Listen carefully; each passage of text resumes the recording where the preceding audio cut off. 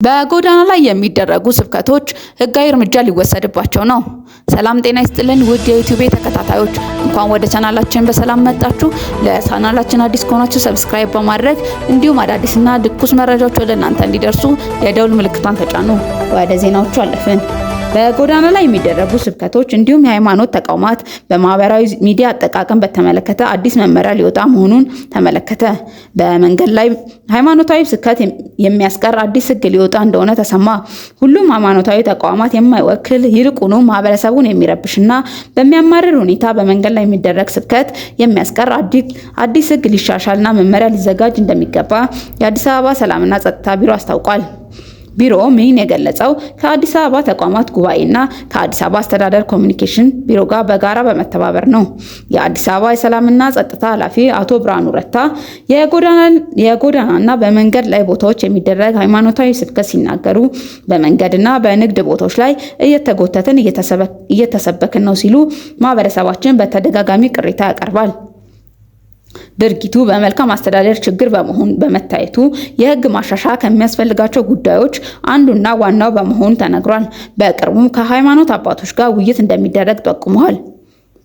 ውይይቱን ከአዲስ አበባ ከተማ ሃይማኖታዊ ጉባኤ ዋና ጸሐፊ አቶ መጋቢ አበጋዝ በመንገድ ላይ የሚደረጉ ስብከቶች ከሃይማኖትና ከዶግማና ቀኖና ያፈነገጡ መሆናቸውን ገልጸው ብዙ ጊዜ ግለሰቦች በግላቸው የሚንቀሳቀሱ እንጂ የሃይማኖት ተቋማት የሚፈጽሟቸው አይደሉም ሲሉ ገልጸዋል። እነዚህ ድርጊቶች በጊዜ መፍትሄ ካልተበጀላቸው የግጭት መንስኤ መሆናቸው ስለማይቀር በጉዳዩ ላይ ጥናት መደረጉና ህጋዊ እርምጃ ከመወሰድ ከመጀመሩ በፊት ከሃይማኖት አባቶች ጋርና ከሚዲያ ጋር ውይይት እንደሚያስፈልግ ተናግረዋል። አቶ ዘውዱ ከበደ የአዲስ አበባ ከተማ ኮሚኒኬሽን ቢሮ ምክትል ኃላፊ በተጨማሪ ህግ አክብረው እየሰሩ ላሉ በማንቃትና በማደራጀት ትልቅ ሚና የሚጫወቱን ምስጋና አቅርበው በሌላ በኩል ግን በሃይማኖት ስም በግላቸውና በቡድን በመደራጀት ከህግ አግባብ ውጪ ፖለቲካ ፍላጎታቸውን ለማሟላት ህዝብ ለህዝብን ለማጋጨት የሚሰሩ ሚዲያዎች እንዳሉ ተናግረዋል። ትክክል አይደላችሁም፣ ከዚህ እኩይ ድርጊታችሁ ታቀቡ፣ ወደ ትክክለኛው መንገድ ተመለሱ ለማለት መድረኩ እንደሚረዳ አሁን የታቀደውን ተናግረዋል።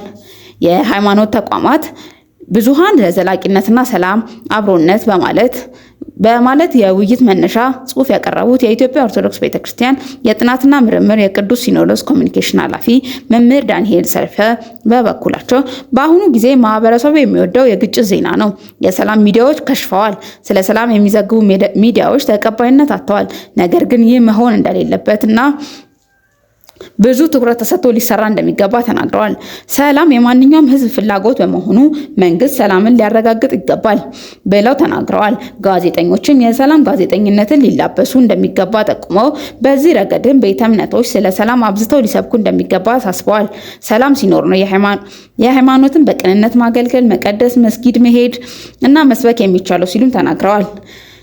70 ያክል የተለያዩ ሚዲያዎች የተወጣጡበትና ከ200 በላይ ተሳታፊዎች በሚገኙበት መድረክ የጋራ ፎረም እንዲመሰረት መግባባት ላይ መደረሱን ሪፖርተር ጋዜጣ በወጣው ሰፊ ዘገባው ላይ አስመልክቷል።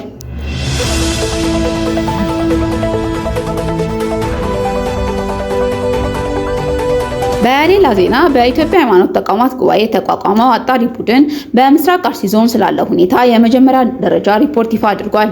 ህዳር 1 ቀን 2018 የአጣሪ ቡድኑ የሪፖርተሩ ዋና ትኩረት የዞኑን ሰላምና በአስቸኳይ ለመመለስ በመሆኑ ከፌዴራልና ወረዳ ድረስ ያሉ የመንግስት መዋቅሮች በሙሉ ለምስራቅ አርሲ ዞን ሰላም ማስጠበቅ ተገቢውን ትኩረት እንዲሰጡና ኃላፊነታቸውን እንዲወጡ ጠንከር ያለ ጥሪ አቅርቧል። ቡድኑ በኦሮሚያ ክልል ምስራቅ አርሲ ዞን በቅርቡ የተፈጸመው ድርጊት አስከፊ አደጋ በማለት የገለጸ ሲሆን ታጣቂ ኃይሎች በዞኑ 4 ወረዳዎች ህፃናት፣ ሴቶች፣ የሃይማኖት አባቶች፣ ሌሎች ንጹሃን ማህበረሰቦች ላይ አሰቃቂ እገታ መፈጸም ከማህበረሰቡ ጋር ባደረገው ማጣራት አረጋግጧል። አጣሪ ቡድኑ ዋና ሰብሳቢ መላከ ሰላም እንደተናገሩት ጥቃቱን የፈጸሙት ታጣቂ ኃይሎች ሲሆኑ ማህበረሰቡን ፋኖም ሸኔም እንዲሁም የማይታወቁ በሌሊት የሚንቀሳቀሱ ኃይሎች መሆናቸውን ተናግሯል። ጥቃቱ የደረሰው በእምነትና ዘር ሳይመርጥ መሆኑ ተገልጿል። ከማጣራት ባሻገር ሰላምን ማስፈን ዓላማ ያደረገው አጣሪ ቡድኑ መንግስት ግልጽ የሆነ ምርመራ እንዲያከናውን የቅድመ ማስጠንቀቂያ ስራዎችን ጥበቃ እንዲያጠናክር መክሯል። ለሃይማኖት ተቋማት ደግሞ ተጎጂዎችን ቦታው ድረስ በመሄድ የማጽናናትና የመደገፍ ስራ እንዲሰሩ ምክር ሀሳብ አቅርበዋል። ተመልካቾቻችን ለዕለቱ የነበሩ ዜናዎች እነዚህን ይመስላሉ። ስላዳመጣችሁ እናመሰግናለን። መልካም ቀን